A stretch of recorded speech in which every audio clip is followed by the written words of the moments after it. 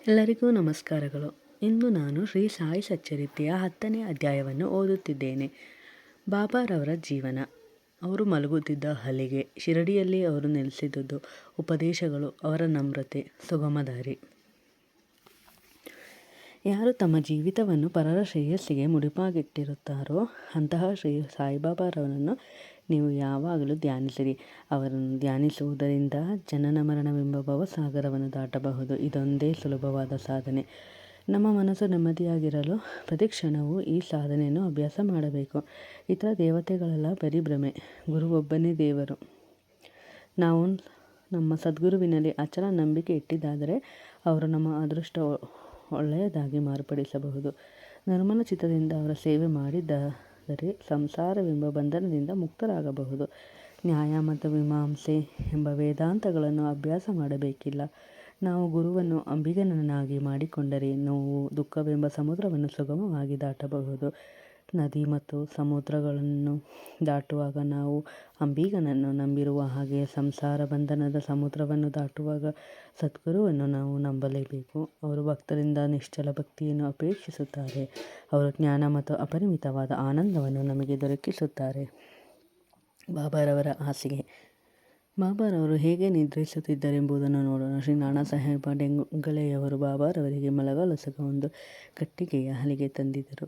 ಅದನ್ನು ನೆಲದ ಮೇಲೆ ಇಟ್ಟು ಮಲಗುವ ಬದಲು ಬಾಬಾರವರು ಚಿಂದಿ ಬಟ್ಟೆಗಳನ್ನು ಹಗ್ಗದಂತೆ ಸುತ್ತಿ ಹಲಿಗೆಯನ್ನು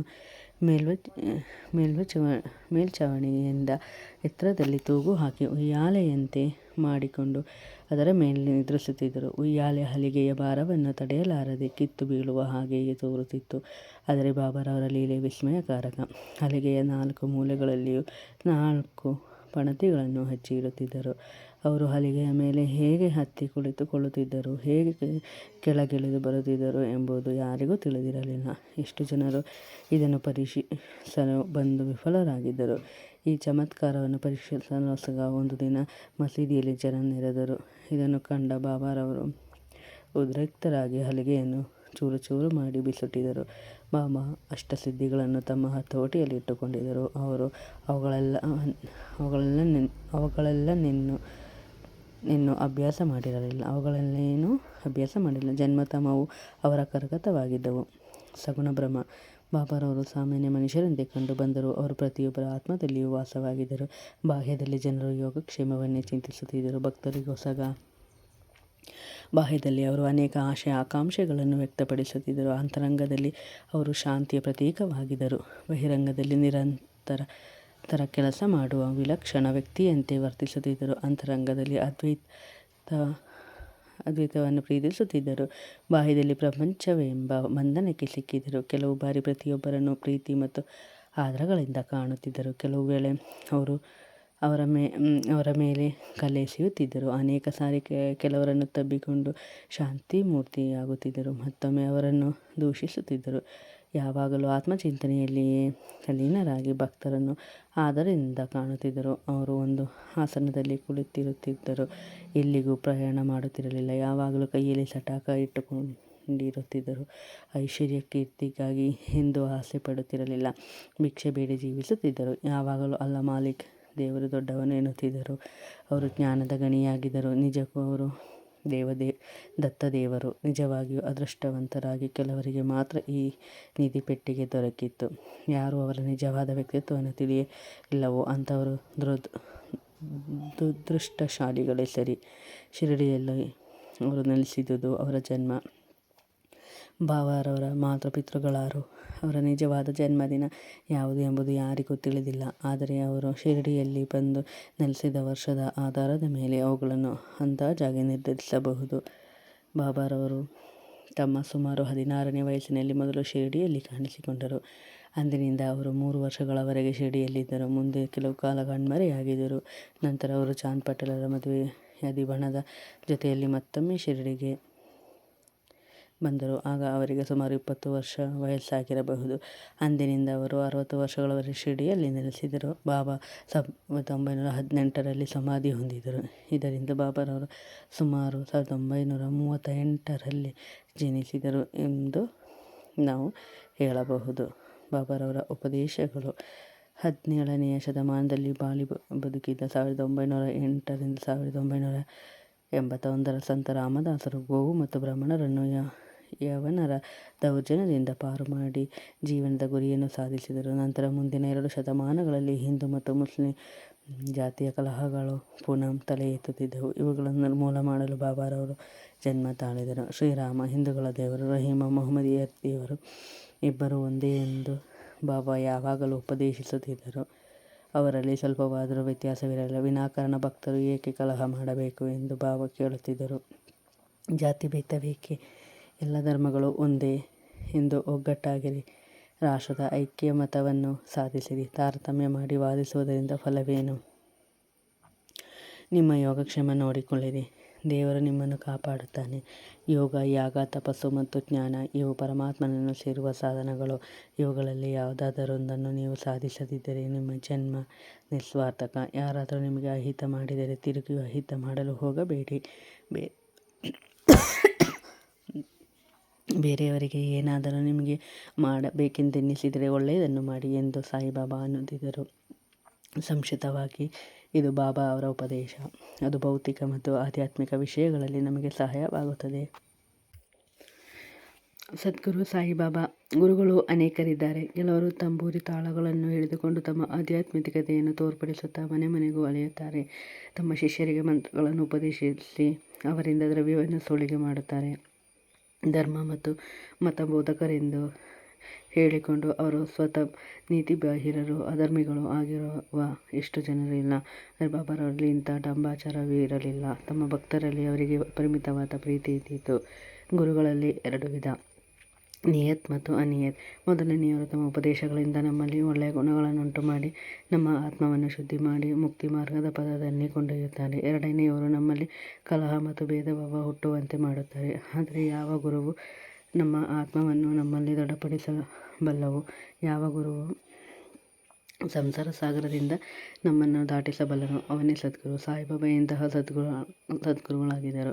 ಅವರ ಯೋಗ್ಯತೆ ವರ್ಣನಾತೀತವಾದದ್ದು. ಯಾರಾದರೂ ಅವರ ದರ್ಶನ ಪಡೆಯಲು ಹೋದಾಗ ಅವರು ಸ್ವತಃ ಕೇಳದೆಯೇ ಇದ್ದರೂ ಅವರ ಹಿಂದಿನ ಮತ್ತು ಮುಂದಿನ ಆಗುಹೋಗುಗಳೆಲ್ಲವನ್ನೂ ಹೇಳುತ್ತಿದ್ದರು. ಸಮಸ್ತ ಜೀವರಾಶಿಗಳಲ್ಲಿಯೂ ಅವರು ದೈವತ್ವವನ್ನು ಕಂಡಿದ್ದರು. ಸ್ನೇಹಿತನಾಗಲಿ ಶತ್ರುವಾಗಲಿ ಅವರಿಗೆ ಇಬ್ಬರೂ ಒಂದೇ. ದುಷ್ಕರ್ಮಿಗಳಲ್ಲಿಯೂ ಅವರು ಪ್ರೀತಿ ತೋರಿಸುತ್ತಿದ್ದರು. ಯಾವುದೋ ಅನುಮಾನಕ್ಕೆ ಅವರಲ್ಲಿ ಆಸ್ಪದವಿರಲಿಲ್ಲ. ದೈಹಿಕವಾಗಿ ಅವರು ವರ್ತಿಸಿದರೂ ಅವರಿಗೆ ನಿಜವಾಗಿಯೂ ದೇಹದ ಸಂಬಂಧ ಇರಲಿಲ್ಲ. ಶ್ರೀ ಸಾಯಿಬಾಬಾ ಅವರನ್ನು ದೇವರಂತೆ ಪೂಜಿಸಿದ ಜನಕೋಟಿಯೇ ಧನ್ಯ. ಊಟ ಮಾಡುವಾಗಲೂ, ಪಾನೀಯಗಳನ್ನು ಸೇವಿಸುವಾಗಲೂ, ಕೆಲಸದಲ್ಲಿ ನಿರತರಾಗಿರುವಾಗಲೂ ಅನವರತ ಸಾಯಿಬಾಬಾ ಅವರನ್ನು ಸ್ಮರಿಸಿ ಅವರ ಲೀಲೆಗಳನ್ನು ಹಾಡುತ್ತಿದ್ದರು. ಶಿರಡಿಯ ಮಹಿಳೆಯರಿಗೆ ಬಾಬಾರವರೆಂದರೆ ಅನಂತ ಪ್ರೀತಿ. ಬಾಬಾರವರ ಮೇಲೆ ಹಾಡುಗಳನ್ನು ರಚಿಸಿ ಅವರು ಇಂಪಾಗಿ ಹಾಡುತ್ತಿದ್ದರು. ಹಾಡುಗಳು ಹೊರಹೊಮ್ಮುವುದು ಬುದ್ಧಿಯಿಂದಲ್ಲ, ಪ್ರೀತಿಯಿಂದ. ನೈಜವಾದ ಹಾಡು ಪ್ರೇಮದ ಪ್ರತೀಕ. ಈ ಜಾನಪದ ಹಾಡುಗಳನ್ನು ಸಂಗ್ರಹಿಸಿ ಸಾಯಿಲೀಲಾ ಮಾಸಿಕದಲ್ಲಿ ಅಥವಾ ಒಂದು ಪುಸ್ತಕ ರೂಪದಲ್ಲಿ ಪ್ರಕಟಿಸಬಹುದು. ಬಾಬಾರವರ ನಮ್ರತೆ. ದೇವರಿಗೆ ಷಡ್ಗುಣಗಳಿವೆ ಎಂದು ಹೇಳಲಾಗಿದೆ. ಅವು ಯಾವುದೆಂದರೆ ಕೀರ್ತಿ, ಐಶ್ವರ್ಯ, ವಿರಕ್ತಿ, ಜ್ಞಾನ, ವೈಭವ ಮತ್ತು ಉದಾರತೆ. ಬಾಬಾರವರಲ್ಲಿ ಈ ಗುಣಗಳೆಲ್ಲವೂ ಇದ್ದವು. ಭಕ್ತರಿಗೋಸ್ಕರ ಬಾಬಾ ಅವತಾರ ತಾಳಿದರು. ಭಕ್ತರನ್ನು ತಮ್ಮೆಡೆಗೆ ಆಕರ್ಷಿಸಿದ ಅವರ ಅದ್ವಿತೀಯ ಪ್ರೇಮ ಮತ್ತು ದಯೆ ಅತ್ಯಾಶ್ಚರ್ಯವಾದುದಾಗಿದೆ. ವಾಗ್ದೇವಿಯೂ ಸಹ ಉಚ್ಚರಿಸಲಾಗದಂತಹ ಮಾತುಗಳನ್ನು ಬಾಬಾ ತಮ್ಮ ಭಕ್ತರಿಗೋಸ್ಕರ ಉಚ್ಚರಿಸುತ್ತಿದ್ದರು. ಬಾಬಾ ಒಂದು ಸಾರಿ ಈ ರೀತಿ ಹೇಳಿದರು: ನಾನು ನಿಮಗೆ ಋಣಿ. ನಿಮ್ಮ ದರ್ಶನದಿಂದ ನಾನು ತೃಪ್ತನಾಗಿದ್ದೇನೆ. ನಿಮ್ಮ ಪಾದಗಳನ್ನು ನೋಡಿ ನಾನು ಧನ್ಯನಾದೆ. ಇದೆಂತಹ ನಮ್ರತೆ! ಇದನ್ನು ಪ್ರಕಟಿಸುವುದರಿಂದ ಬಾಬಾರವರಿಗೆ ಅವಮಾನ ಮಾಡಿದಂತೆ ಎಂದು ಕೆಲವರು ಯೋಚಿಸಿದರೆ ನಾವು ಕ್ಷಮೆ ಕೇಳುತ್ತೇವೆ ಮತ್ತು ಪ್ರಾಯಶ್ಚಿತ್ತ ರೂಪವಾಗಿ ಅವರ ನಾಮವನ್ನು ಹಾಡುತ್ತೇವೆ. ಬಾಬಾ ಅವರು ಲೌಕಿಕದಲ್ಲಿ ಎಲ್ಲರಂತೆ ಆಶೆ ಆಕಾಂಕ್ಷೆಗಳನ್ನಿಟ್ಟುಕೊಂಡಿದ್ದರೂ ಸಹ ಅವರಿಗೆ ಅದರಲ್ಲಿ ಅಭಿರುಚಿ ಇರಲಿಲ್ಲ. ಆಹಾರವನ್ನು ಸೇವಿಸುತ್ತಿದ್ದರೂ ರುಚಿಯ ಕಡೆಗೆ ಗಮನವಿರಲಿಲ್ಲ. ನೋಡುತ್ತಿದ್ದರೂ ಸಹ ಯಾವ ವಿಧವಾದ ಮೋಹ ತೋರಿಸುತ್ತಿರಲಿಲ್ಲ. ಶ್ರೀರಾಮ ಭಕ್ತ ಹನುಮರಂತೆ ಅವರು ಅಜನ್ಮ ಬ್ರಹ್ಮಚಾರಿಗಳಾಗಿದ್ದರು. ಯಾವುದರಲ್ಲಿಯೂ ಸಂಪರ್ಕವಿಟ್ಟುಕೊಂಡಿರಲಿಲ್ಲ. ಶುದ್ಧ ಸ್ಮೃತಿಯುಳ್ಳವರಾಗಿ ಅವರು ಕರುಣಾಮಯಿಗಳು ಮತ್ತು ನಿಸ್ವಾರ್ಥಿಗಳೂ ಆಗಿದ್ದರು. ಇದನ್ನು ಪ್ರತಿಪಾದಿಸುವ ಉದಾಹರಣೆ ಈ ರೀತಿ ಇದೆ. ನಾನಾವಳಿ. ಶಿರಡಿಯಲ್ಲಿ ಒಬ್ಬ ವಿಲಕ್ಷಣ ವ್ಯಕ್ತಿಯಾದ ನಾನಾವಳಿ ಎಂಬ ಫಕೀರನಿದ್ದನು. ಅವನು ಬಾಬಾರವರ ಚಲನವಲನಗಳನ್ನೇ ವೀಕ್ಷಿಸುತ್ತಿದ್ದನು. ಒಂದು ದಿನ ಅವರು ಬಾಬಾರವರಲ್ಲಿಗೆ ಬಂದು ನಿಮ್ಮ ಆಸನವನ್ನು ಬಿಟ್ಟೇಳಿರಿ, ನಾನು ಅಲ್ಲಿ ಕುಳಿತುಕೊಳ್ಳುತ್ತೇನೆ ಎಂದನು. ಬಾಬಾರವರು ಕೂಡಲೇ ಎದ್ದು ಆಸನ ಬಿಟ್ಟುಕೊಟ್ಟರು. ನಾನಾವಳಿ ಅಲ್ಲಿ ಸ್ವಲ್ಪ ಕಾಲ ಕುಳಿತುಕೊಂಡು ನಂತರ ಎದ್ದು ಬಂದು ಪುನಃ ಬಾಬಾರವರಿಗೆ ಆಸನ ಬಿಟ್ಟುಕೊಟ್ಟನು. ಬಾಬಾರವರು ಆಸನದಲ್ಲಿ ಕುಳಿತುಕೊಂಡ ನಂತರ ನಾನಾವಳಿ ಮತ್ತೆ ಅವರ ಪಾದಕೆರಗಿ ನಮಸ್ಕರಿಸಿ ಹೊರಟು ಹೋದನು. ಇದರಿಂದ ಬಾಬಾರವರಿಗೆ ಸ್ವಲ್ಪವೂ ಅಸಮಾಧಾನವಾಗಲಿಲ್ಲ. ನಂತರ ನಾನಾವಳಿ ಬಾಬಾರವರ ಪರಮ ಭಕ್ತರಾಗಿ ಬಾಬಾರವರ ಮಹಾ ಸಮಾಧಿ ಹೊಂದಿದ ಸ್ವಲ್ಪ ದಿನಗಳಲ್ಲಿಯೇ ಪರಲೋಕ ಯಾತ್ರೆ ಬೆಳೆಸಿದನು.